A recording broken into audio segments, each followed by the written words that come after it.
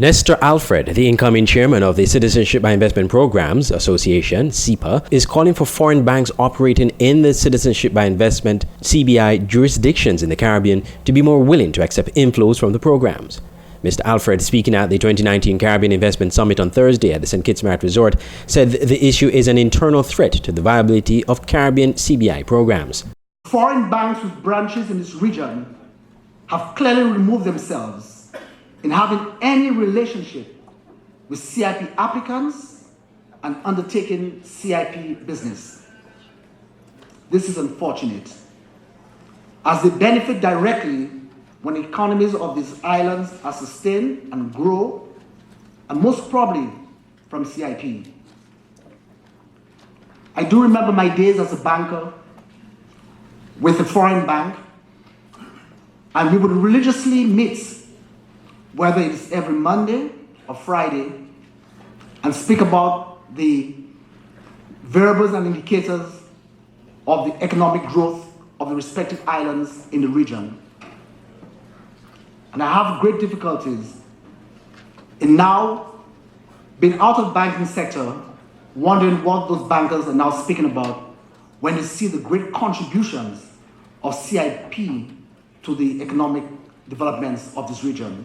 Mr. Alfred also spoke at length about the external threats to CBI programs, namely the criticisms and skepticisms of the program from groupings such as the OECD and the European Union. The region moved towards implementing appropriate structural changes in the economies to achieve higher real growth, and therefore many of the Caribbean economies shifted away from agriculture, or more so banana production and exportation, towards tourism and other services, including the offshore services sector. The offshore services captured the attention of the IMF, and they lauded the islands for pushing such an initiative towards sustaining and growing their economies.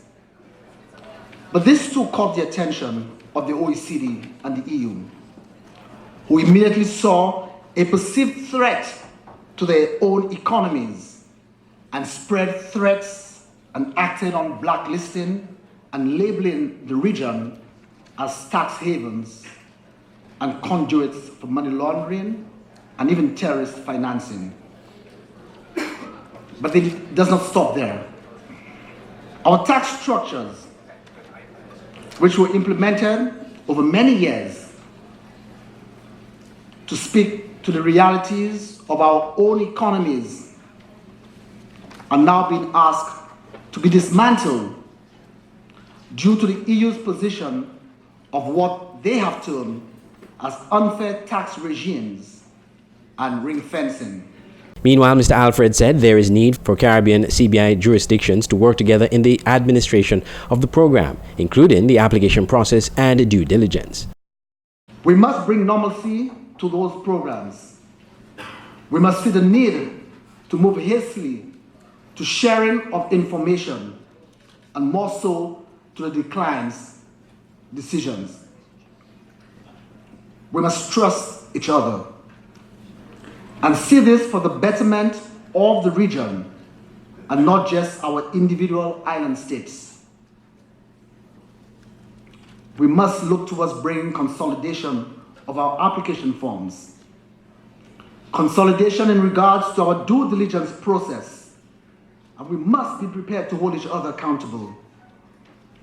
We need to bring about standards and an ethic framework for the conduct of our service providers, and specifically the overseas agents and promoters who sometimes portray us in language which does not portray our sovereignty and dignity as a region.